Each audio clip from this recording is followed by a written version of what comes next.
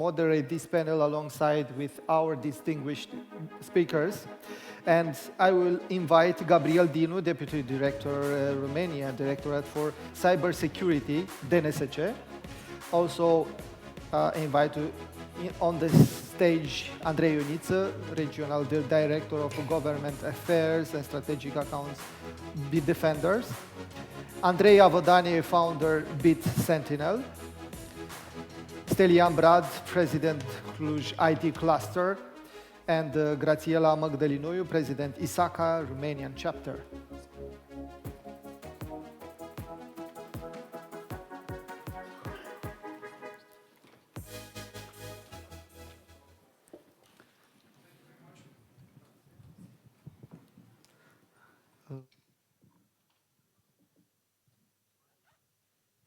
Is it working? Now it's good. Thank you very much, Vitalie. Thank you all for having us here.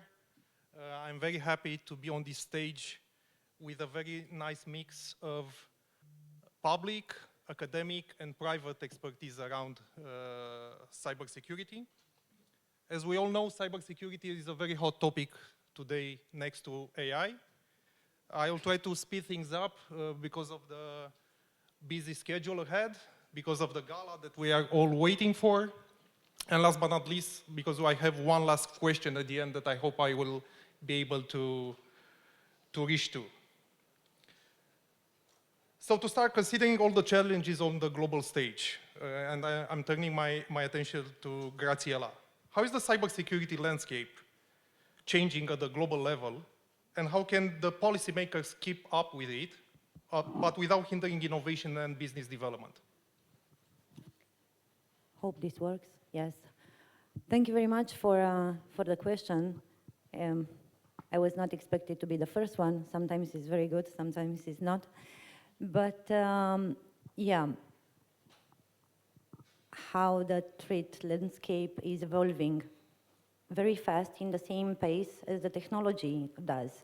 Sometimes I would say might be faster or surprisingly unexpected, because it brings us different perspectives or different, it can be viewed from different approaches. I remember in the beginning of the year, ENISA released a very nice study, actually a report, on the cybersecurity landscape for 2030. And among of the top 10 areas identified, we can find potential risk or threats which are not really unfamiliar for all of us. And I will mention a couple of them. If not mistaken, on the first place was supply chain with the dependencies or compromises with the dependencies of software. Second place was the advanced disinformation campaigns. Again, not a very high surprise. On the third place, it was the loss of privacy, which is has an increased trend. Of course, among top 10, we can find also rise of advanced or more sophisticated threats, together with targeted attacks using or enhanced by smart devices. Not surprisingly, we find the skills gap, the skills shortage, and in the end is artificial intelligence abuse. Would this sound for you unfamiliar? I would say no. It is expected. Probably the measure or the extent of their development in the next 10 years will be maybe different depending on geopolitical, economical, technological context, and this is related also to the geographical locations. This is for the first part of the question. Second one is a complicated question, I would say. How can we support, or how the policymakers can be supported in supporting the innovation and development of business? I guess it will always be a debate whether the policy makers or the legislation or the regulations actually support or provide limitations, limit the innovation and the development, the business development. Because it is a debate, I would say it is complicated, but I guess all of us, we agree that having a common having common frameworks, standards, regulations, this is something valuable and useful for the business in general, depending independently of the industry. Now, because we are talking about the technology piece, I guess the secret thing to do is, or the secret answer is collaboration. The regulators and the authorities responsible for designing and releasing such papers should be open and flexible and aware of the fact that they need to keep the connection with the market. They need to be in line, and they need to understand very well the innovation piece, the strategies. They need to tailor, or they need to try to tailor all the details according to the size of the organizations, because this is an area where a lot of challenges are arising in a way or another. So I would say that as long as at the table there will be invited representatives from business, professionals, community, the community in general, the professional community is very relevant when such projects and initiatives are scheduled and planned. And because I'm representing ISACA, I can share with you that it was a very nice and good initiative started 2 years ago. As you know, the organization is an American one, but 2 years ago they decided to open a branch, or let's say a separate organization at European level that would support also different advocacy channels. And for this, for example, there is a legal or advocacy for connecting institutions responsible for releasing different pieces of legislations, and they try to support bringing professionals in different areas in order for them to bring some values and to support exactly this. And I guess this would be in more than 4. Thank you very much for your insights. I totally agree that the balance between the agility needed in innovation and the protection provided by the legislation and regulation is a very difficult one to make. And this is why I want to turn my attention to Gabi. You are also the cybersecurity leader of the competent authority at the national level for the national civilian cyberspace, including the management of risk and cyber threats. What is your opinion from your angle? Well, thank you for the question.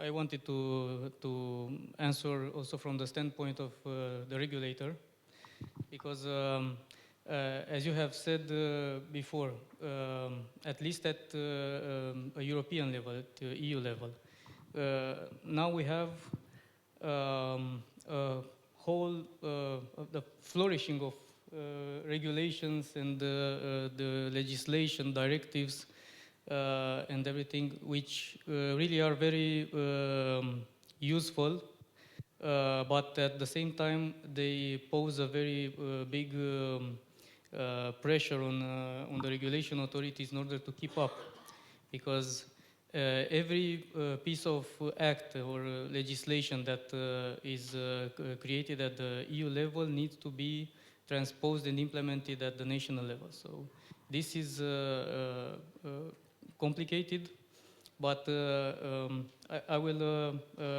make a short list of things that have happened in cybersecurity in the last couple of years. So we have, of course, the NIS2 directive.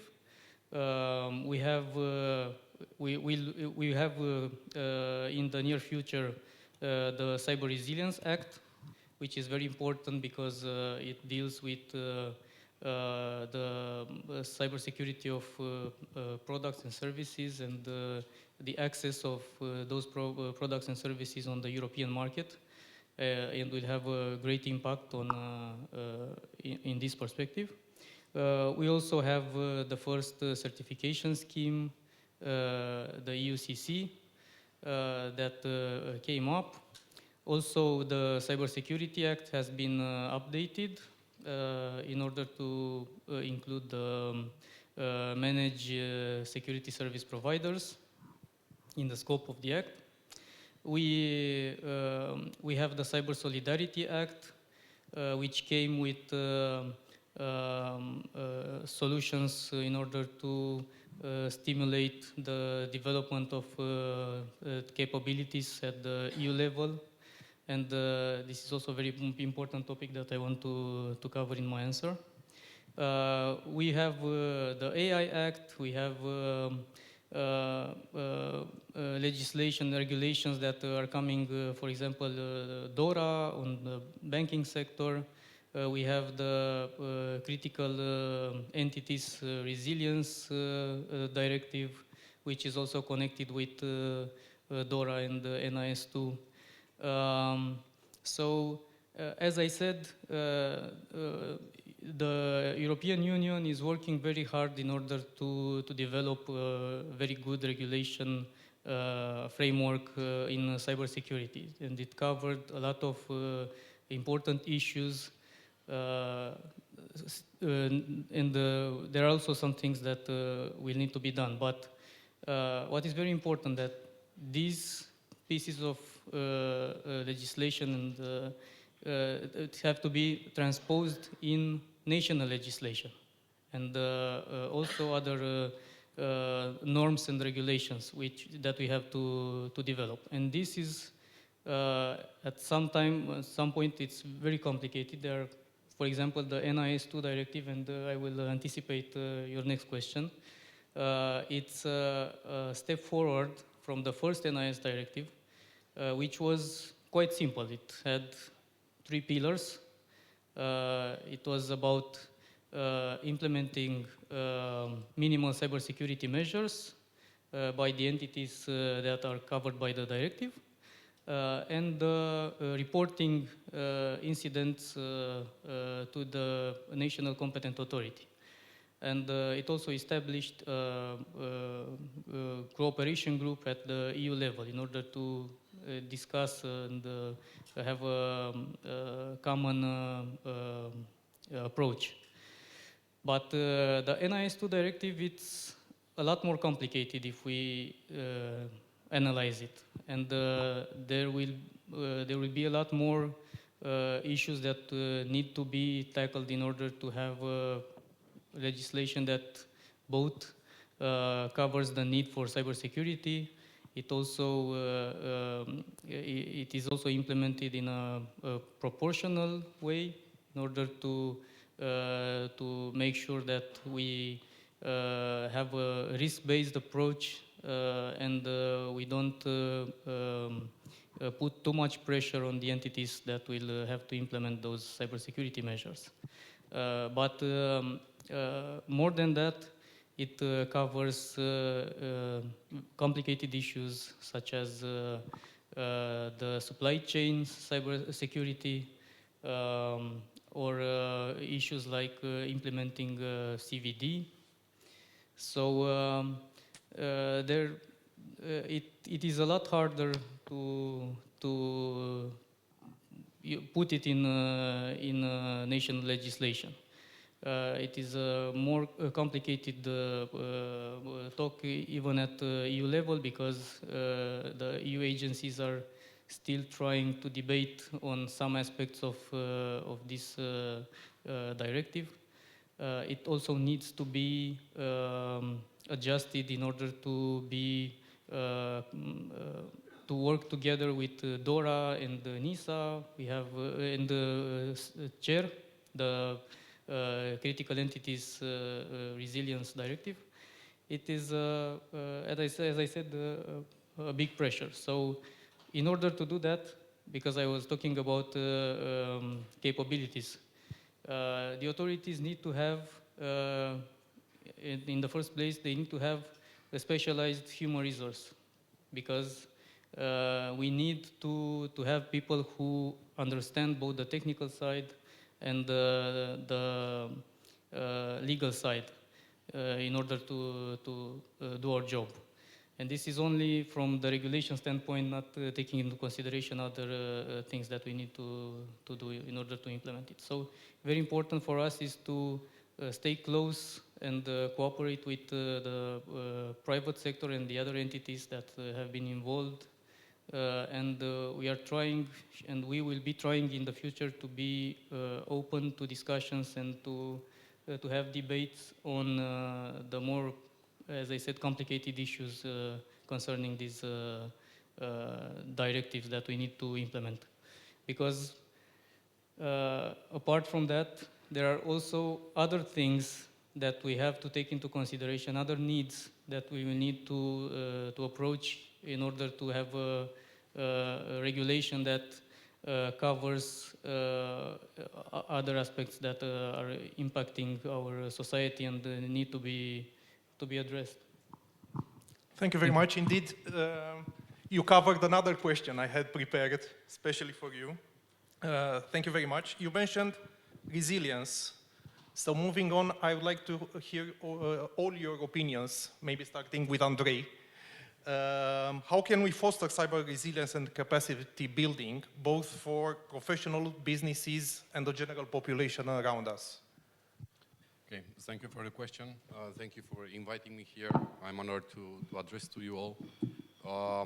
First of all, I will start with making a very short resume of what Gabi said, and that's because I want to create a context. You heard Gabriel for at least 6 minutes that just pointed out some normatives, regulations, laws. So it took 6 minutes just to enumerize them. So he spoke about the complexity of putting them into your country legislation, coming from European Union legislation and so on. So these aspects are very, very, very complex. It's very good that somebody take care of that, and congratulate to the NSHA, because I know the shortage in manpower that they have, and they are doing whatever they can do, and they are doing it well. But you have to remember that, first of all, cybersecurity, it's not the need. The need is to protect our data, okay? To protect our business, to protect our personal data, and so on. So, yeah, it generates the need for security, for cybersecurity in general. And one of the things is that framework that should be very well in place for at least starting from the governments, the institutions, the private businesses, and the population. But you have to remember that the attackers, because there is a side, which is the attackers, that's why you have this need of cybersecurity and protected data, don't use any kind of rules. So they are not forced by any kind of impediment, by bureaucracy, by whatever to make their work harder. They have no rules, yeah? So they move very, very, very fast. We are talking about NIS for a few years now. We are talking about DORA, we are talking about GDPR, and so on and so on. These things are taking a lot of time to implement, yeah, in any country. I don't refer now to Romania, I refer globally. Yeah? Between the time when a law, a normative, an act, it's thought about, all the checks are done, it became perimeted until the time implemented, because the attackers find new ways of attacking.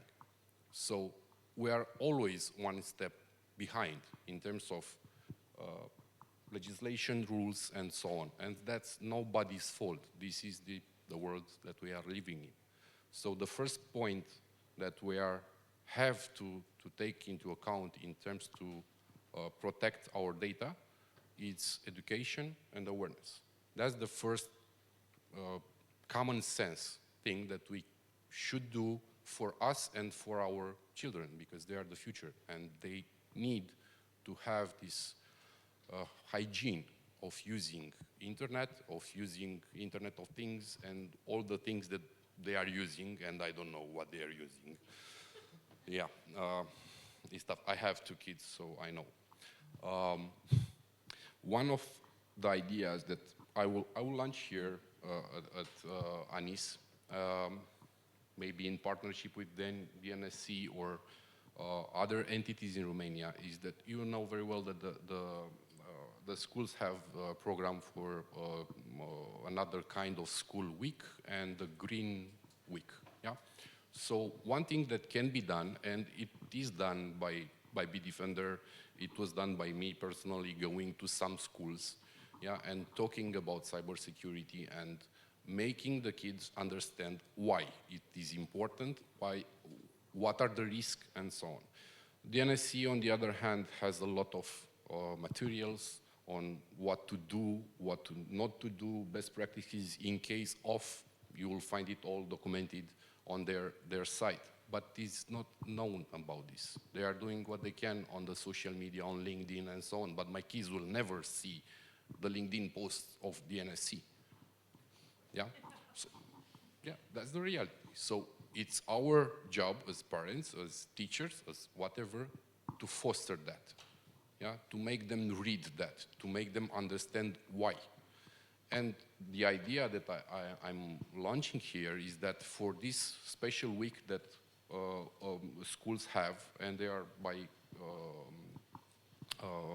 județe, nu-mi vine, counties, I mean the periods are not the same, we can do a joint effort to make a 1 hour and a half presentation, like a live presentation, that all the schools to connect with this link, immediately from time, yeah, for all of them to subscribe and to have in this week 2 hours of cybersecurity hygiene, cybersecurity education, because we can do that at national level, joining forces. We have a lot of things to say on the level and language of the young people for high school or even lower than that. So the first thing is education, and it's important for us too. And I invite you all to check from time to time the NSC posts, because they are pretty relevant.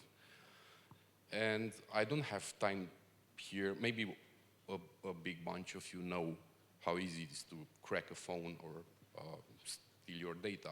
But if in other occasion, if I will have the time, I will explain you that it's very, very, very easy. So yeah, it is. All of your data is in risk. And in terms of, okay, first point, education, the most important one. Awareness, of course, by any kind of means, but it depends by us, yeah? Do it on a daily basis, because, again, our core business is to make money in different verticals, yeah? I'm not having the first thing on my mind to invest in cybersecurity if I'm a producer of furniture, for example. Yeah, I produce tables and chairs. I want to keep going, the business, yeah? But I have a supply chain, I have some computers that debit the wood and a lot of other programs. If an attacker will be in my infrastructure, then my whole business is down. So we have to keep this in mind. It's not the first priority that you think of, but you need to understand the risk exposed. You saw the hospital attacks that was a few months ago, and the NSC was in the front line of the battle. It was a supply chain attack, actually. So it was pretty easy. A software that was used in some hospitals in Romania was attacked by the company that provided the software, gain access to a server, then connect to the servers of the hospitals, and you saw on the TV what happened in terms of mess with potential human life loss. I mean, it is not a joke. Yeah, we are in the right industry to make money, but this is not the aspect. The aspect is that we try to help, and this I want to be underlined as my input here, education. Thank you. Thank you very much. Andrei? Well, thank you first of all for inviting me here today. It's a very nice crowd, and I'm just curious to know of how many people from this room have had in the last 12 months at least a security questionnaire about risks, how a phishing attack looks like, maybe a ransomware and things like this. Maybe raise a hand just to fill the room. So maybe 10-15% of us. Okay, and how many people participated to incident response simulation? So basically your company is under attack, you get, I don't know, infected by a ransomware, and you lose contact with your assets and the infrastructure. Maybe raise a hand. So 4 or 5 people, okay. So that's the reality that we need to start working on. Basically, we need to start from this room just to expand our knowledge about these threats and how they react. The situation is quite clear right now. The incidents are happening. They are going to happen. We cannot, hide behind some I don't know, wall. Maybe we go under the sea, we cut off the internet access and everything, and we're supposed to be secure. We just need to realize that we need to take some actions. A few actions that we can approach right now is to understand how a threat looks like. So you need to see how an attack like this may behave within your infrastructure when you get it into your email accounts, when you see it on your SMSs and things like this. But in order to do that at scale, so in order to prepare us for this kind of threats, especially not only us, but also our colleagues, our managers, our children's, we need to tackle all audiences in different ways. For instance, you mentioned already that we need to have some programs in high schools. Maybe we can go lower because they already use the phone since kindergarten, right? So why not go lower to explain at least the minimum, basis for cybersecurity? Of course, after they get higher, we need to understand better the same risk that we might experience. For instance, accessing an email, writing on social networks, interacting with other peers, but also they are playing a lot. You know how many people are how many children are investing hours, even every day, just to play their games, to be better at this. And with just a simple interaction with these applications or with a colleague, they may lose access to those applications, and in the end they may suffer. So we need to tackle those aspects as well.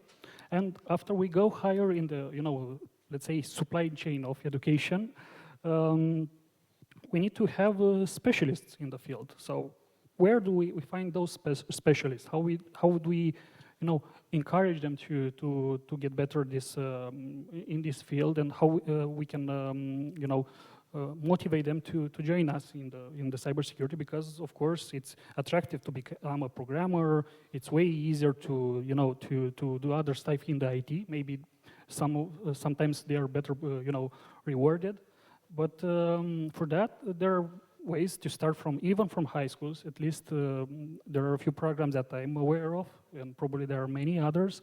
For once this year in Romania we have the first cybersecurity Olympiad for high school participants. Actually it's organized by DNSC with National Cybersecurity Director, with Cyberint, with us, with many other companies. And we had around 500 students from Romania joining in the regional competitions, and we are expecting them in Bucharest in 2 weeks. And we saw a lot of excitement there. People joined us.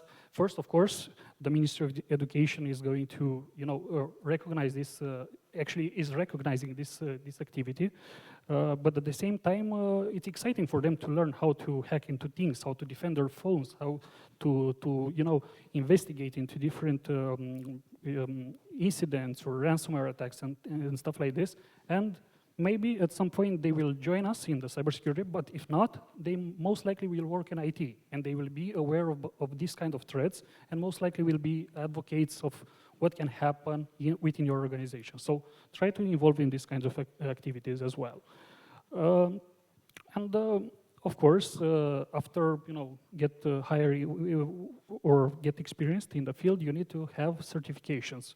Of course, looking at our audience here, most likely many of you didn't weren't encouraged to obtain these kinds of certifications that explain better what are the risks, how you can tackle them, how an organization should behave in situations like this.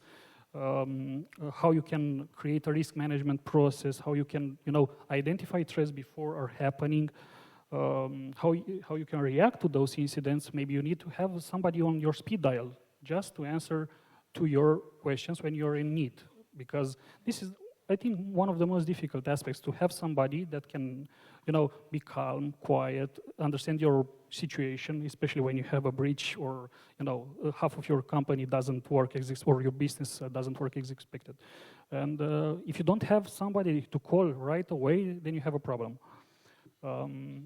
And of course, the National Cybersecurity Director has a lot of work to do in terms of policies.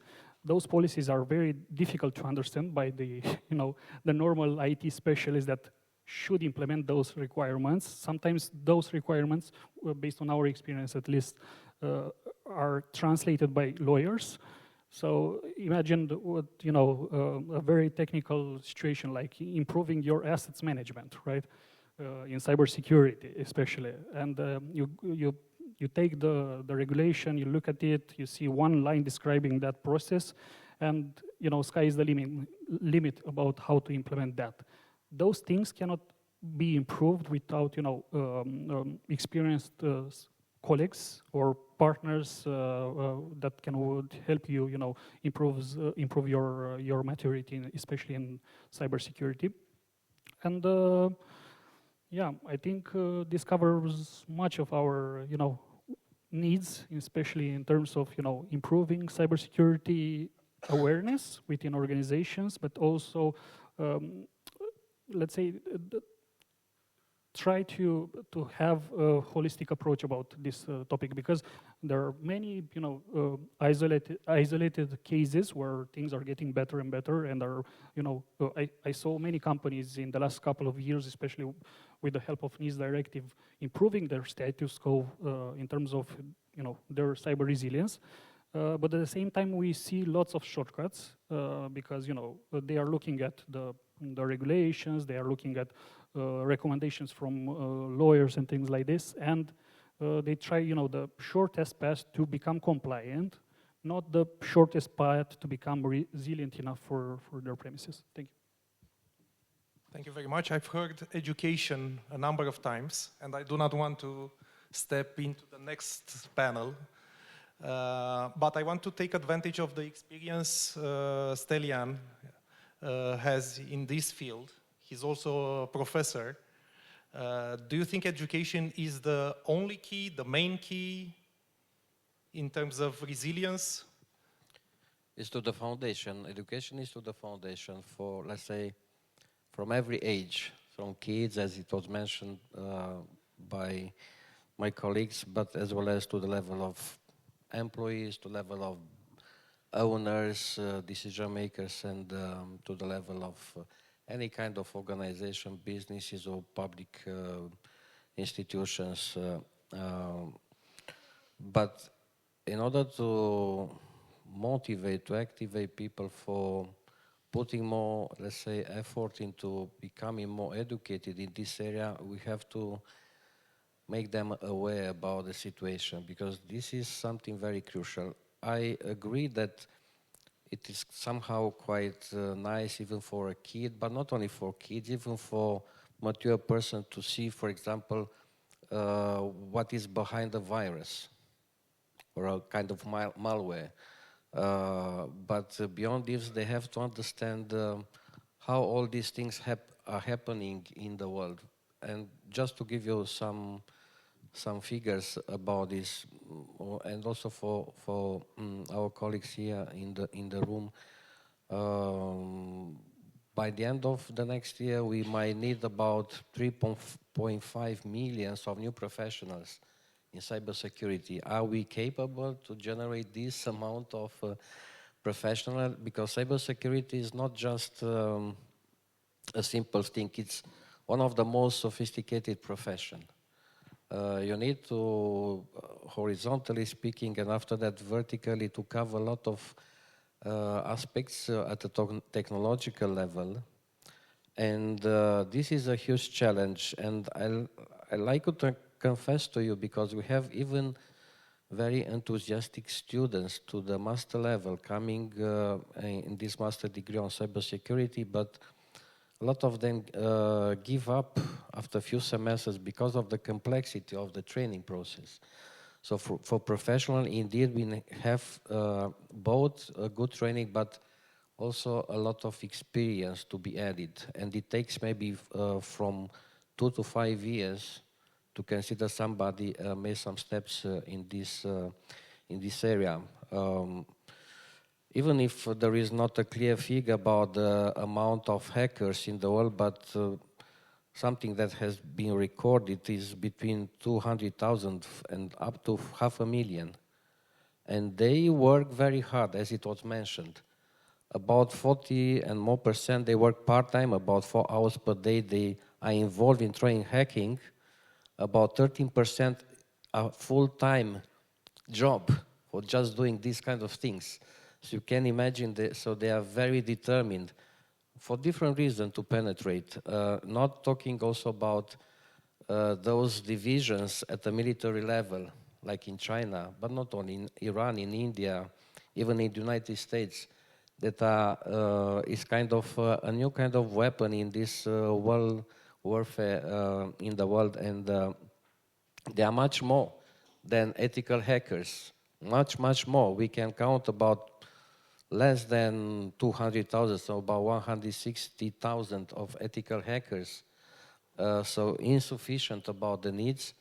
And I would say that, yes, we have to become, to do more on the practical things. And I like to share with you some of our experiences. For example, we started since the last years a lot of tests in public administration to see how aware and prepared are the employees in our public institutions about this. And I'd like to tell you that almost nobody succeeds to pass the threshold. 90% are below the threshold. Not only in skills, but also in terms of understanding the criticality of the situation. And you do not have to imagine that these kind of attacks are like in the past, very brute force attacks, etc. No, you know about this social engineering. 95% of the breaches are generated because of the incapacity of usually ordinary employees to understand the circumstances. So I give you an example. A municipality with about 450 employees, and the phishing, and 20 persons were, let's say, breached because even they were not able to realize that even that language in Romania was not grammarly speaking proper. Of course, that municipality had down the email server, ransomware, etc., a lot of complications, and these examples can continue. We had also for managers in company trainings, and I had 2 colleagues from Bitdefender. They performed the training, and I said, okay, during the training, I will start designing and developing a virus. It took me about 5 hours.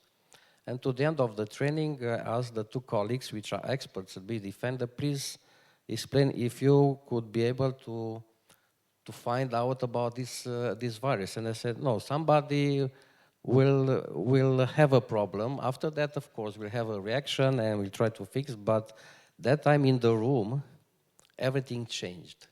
And I said, please explain to people here what is happening about what they believe about the level of trust in their system administrators.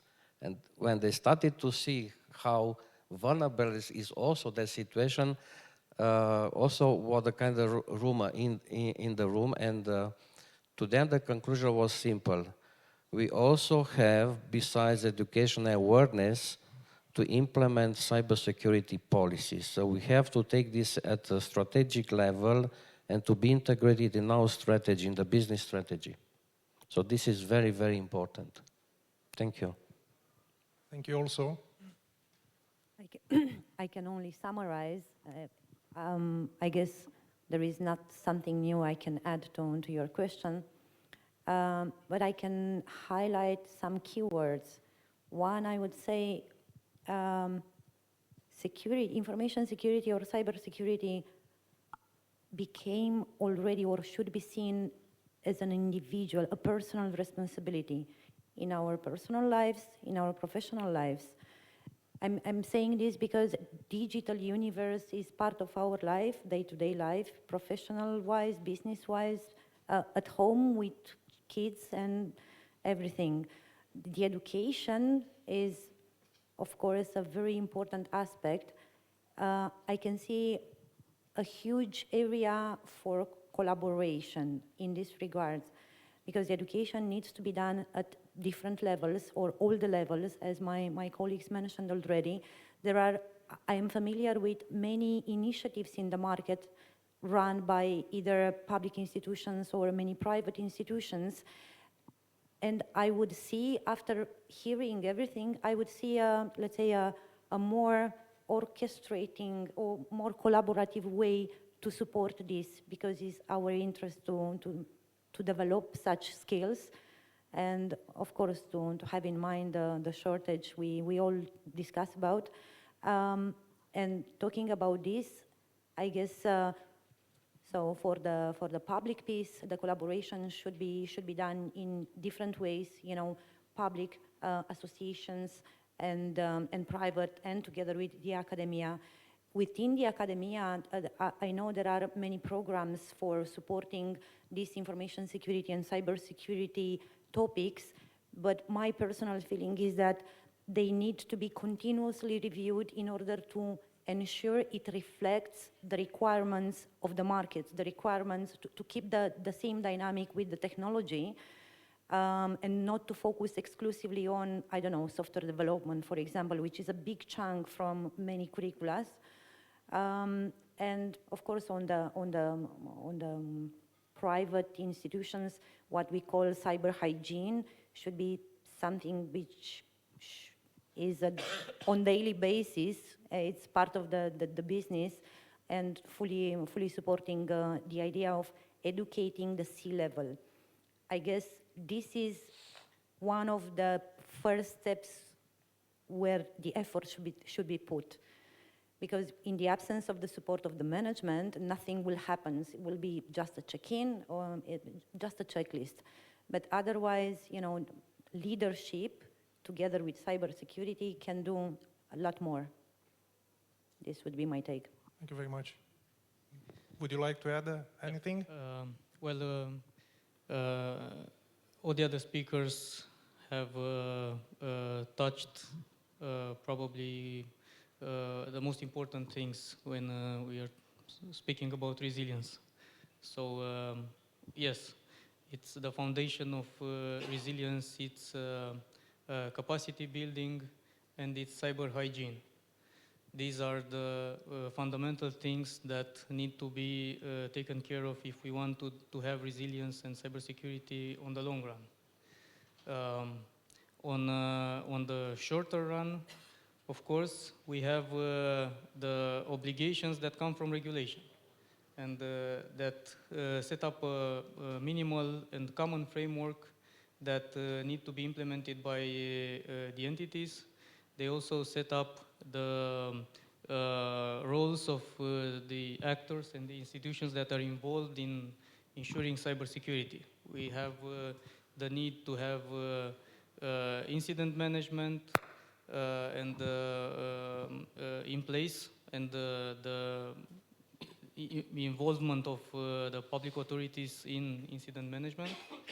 We need to have cybersecurity and cyber resilience for critical infrastructure, which has to be done also by doing exercises, by having contingency plans, by investing in training in order to be able to respond to cybersecurity incidents.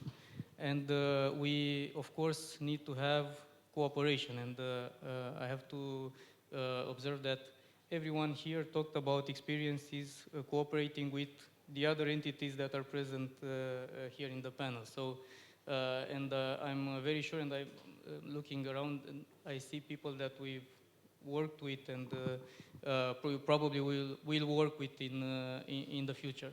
So, as Duncan Penn likes to say a lot, I think cybersecurity it's a team game. If we don't have cooperation between all the actors, and if we don't find the solution to implement the necessary measures, then you know, we can't have cybersecurity by our own at the level that we want to do it. But you know, these words are in the cybersecurity strategy. They are all over. So there's nothing new that I've been saying here. What is important is the action. And what is important is to understand that we need to step up, and we need to have initiative, and we need to do things starting from basics like awareness campaigns, for example, for children, or by you know, coming here and discussing and making known what is going to happen in the regulatory field in the next period of time. We also need to find solutions together for other issues that are more pressing and more important. We need to discuss about things like we had in the topics that we need to address, for example, the CRA. So CRA, it's very important. If we look at it, we understand that the CRA will have a great impact on the market. So it's very important for us as a society, the Romanian society, all the stakeholders from the society, to understand that we have a place and we have a role, and we need to use it if we want to you know, make an impact, to create an impact. So I'm open to the idea of doing another campaign. We have awareness campaigns running right now, but a new one with maybe a new approach, maybe some other entities that will be addressed. It's always a good idea. There is a whole cybersecurity is it involves everything right now. You know, for example, the NIS2 directive has more than 20 sectors that it covers. So it got up from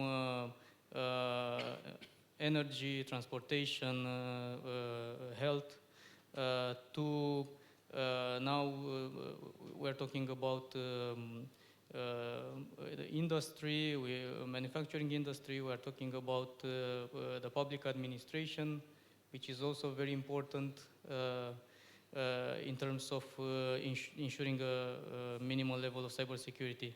So it's a very broad field with and people with many backgrounds can contribute here.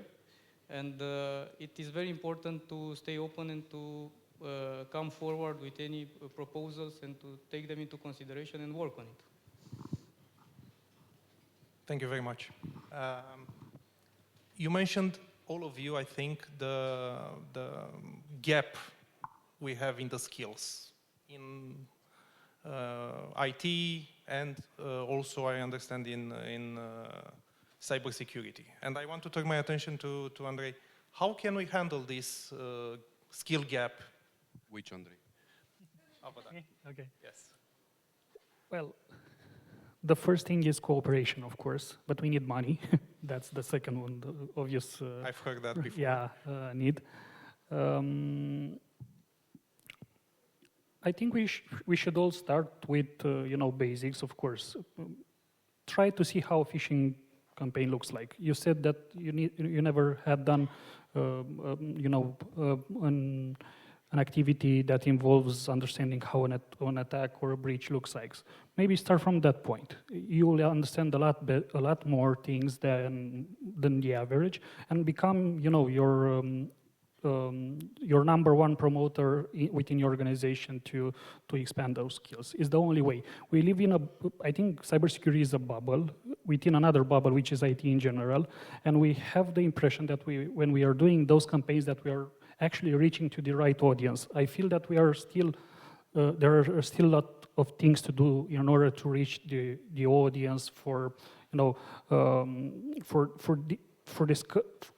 opening discussions about cybersecurity, about risks, about what we can do, how we can do that, and things like this. Maybe we should start, having these kinds of events on TikTok or Instagram more as well. Why not? Because probably most of the people are there. They are not in this room, I come back to some of the statements I've said before. In order to reduce the skill gap, you need to invest a lot in education in cybersecurity, and you can do that by awareness, by simulating this kind of threats. We have a platform, for instance, which is called CyberEdu, is basically running all these events, such as the National Cybersecurity Olympiad. We have another program called Unbreakable Romania for high schools and students. Also for large organizations, we have this kind of exercises where we bring up the most experienced sysadmin, the most experienced CISOs, the C-level representatives, and others, and we try to teach them with hands-on experience how these incidents are behaving, what is the impact for them, and we saw lots of questions in those activities and events. Most of the people never realize how important it is to have, assets inventory, how important it is to understand the threats of supply chain.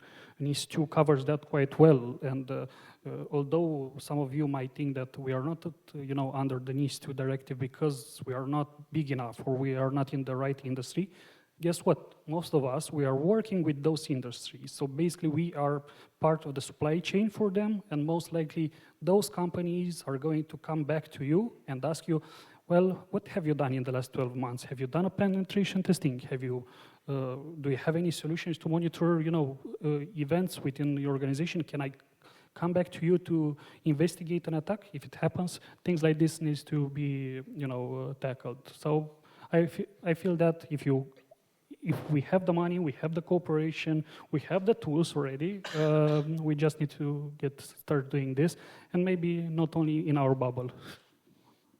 Thank you very much. I think it's a nice bridge towards the next panel in terms of education. My last question, my last planned question is around AI and its impact around cybersecurity. I know that AI, for example, can be used for continuous monitoring, password guessing algorithms, adaptive attack patterns, or even generative malware. So things that we cannot predict easily.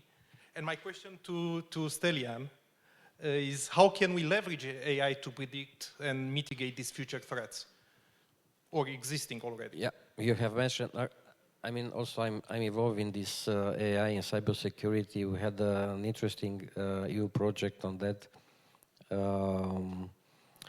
All these things are nice, but we have to keep in mind that also the hackers are very good skill in AI. So that it's a kind of game like a mouse and the cat. And my recommendation is we have to be innovative also in terms of how we integrate different AI models in novel architectures, not in the standard and traditional architectures in order to face with these challenges. So, For example, something which maybe, okay, for professionals maybe are not new, but maybe for majority in the room, maybe you heard about the active data. Imagine that you have data, but you embed in this data AI algorithms which are capable to feel any kind of penetration or unusual behavior.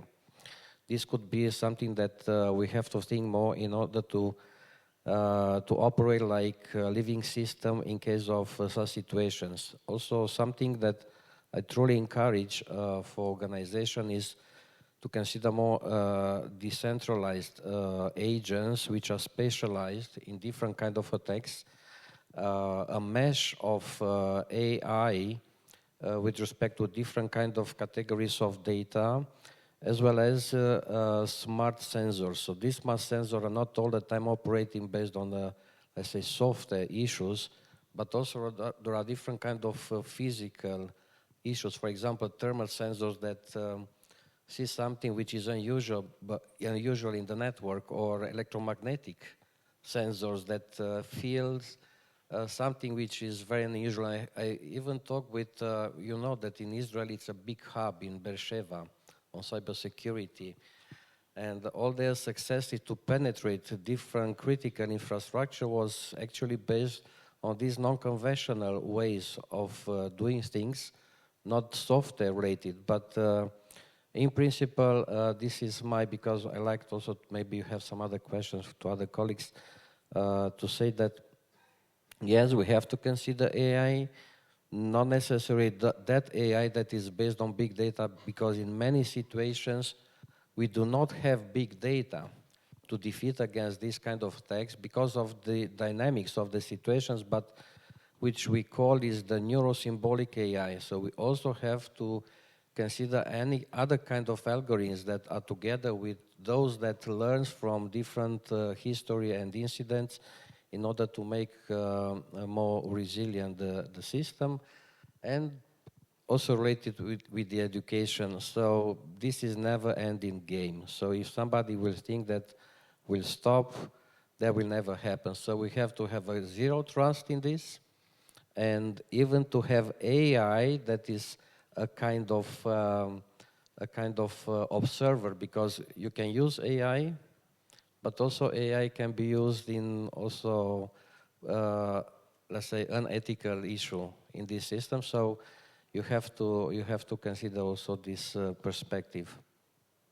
Thank you very much. I think we covered pretty much all the topics, and I wish to thank you everyone for this. Considering we have 3 more minutes, Andrei? Yeah, I could speak for 3 hours, and I think each of us can do that. But just on AI, I think we are very far from the day when a computer goes to the psychiatrist and said that complaining about too many bytes of emotional luggage. But yes, artificial intelligence, it is something that it's real, it's used by the attackers, and it's a game of cat and mouse, of course. But with AI came deepfake, came fake news, and a lot of things that we have to be alert. So keep your brain active. Don't let it on the security guy. Don't let it on Bitdefender, because in some conditions, any computer can catch a cold if you leave Windows open. But you could risk to go in the false sensation of security. So we are talking about AI, NIST directive, complicated stuff here. But I'm guessing that few of us still put a scotch on the webcam. Yeah? Why? You are safe now because you put that. The attacker will not see if you have a new lipstick. Yeah? It's a false sensation of security. You are feeling safe, but actually if the attacker reached to your computer, it's more interested to hear about your conversation, your microphone, or your data on the hard disk. So don't feel too safe, stay alert, and think. Thank you. And the last red question in 1 minute, how will quantum computing affect all of this, or when? And I'm looking at Stelian. Oh, very short. Don't be afraid about this will happen very soon because quantum computing is very complicated. So still is not a stable technology, a lot of error prone, and is not directed to have cyber attacks. So it's another rule there, other operating systems, other things. But of course, maybe some agencies with a lot of financial capacity and resources might use in the future something like this, but also we can have some smart approaches where asymmetry is the key. Asymmetry, type of, let's say, lattice-based cryptography and other stuff. I will not mention more of them here, but don't be afraid that we can have tools also to defend against quantum computing if this will happen in the future. And of course, keep, as my colleague said, zero trust in all of these things and follow the approaches in Israel. Look to what is happening in Israel, and I think in that way we will accelerate a system or ecosystem which is more resilient against cyber attacks. Thank you very much. Thank you all. Thank you for having us.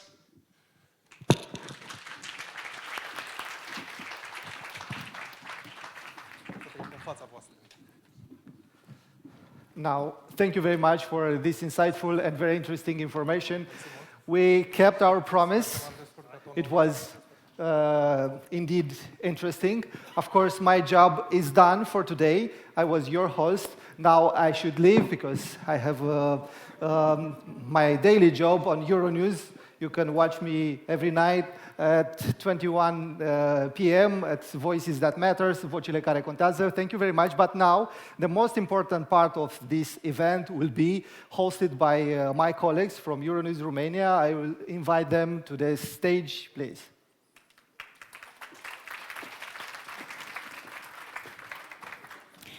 Good afternoon, everyone, and thank you for being here. First of all, allow me to introduce myself. My name is Andreea Gurban, and I'm working as a news anchor for Euronews Romania.